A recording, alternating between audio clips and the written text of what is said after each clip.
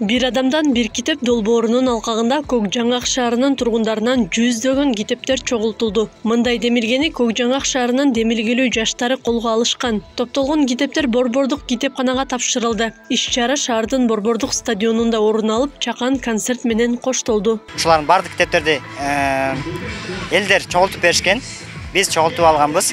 Özü negizi demilgörü жаштар. Biz 100'den aşık kitap çoğultkanбыз.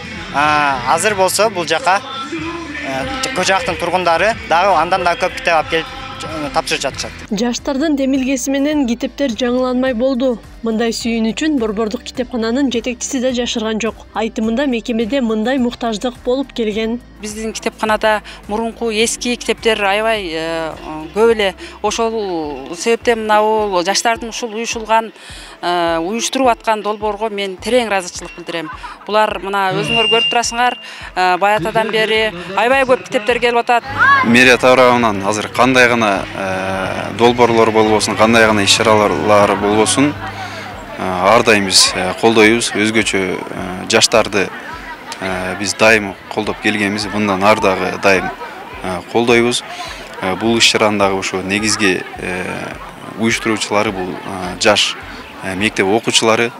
Мектеп окуучулары ушундай иш-чараларды уюштуруп аткандан кийин биз дагы карап тура албадык. Самалка жогорку кеңештин депутаты Нуржигит Кадырбеков баштаган топ бир адамдан бир китеп долбоорунун өкүлдөрү катышты. Эл өкүлү жаштардын билим алууга болгон умтулуусу, китеп окууга болгон кызыгуусу өсүп жатканын айтып өттү. Көрдүңүзбү, амалдын баасы ыкылас да. Анткени ыкыласы бар балдар иш кылып атат, мекени сүйгөн балдар иш кылып атат.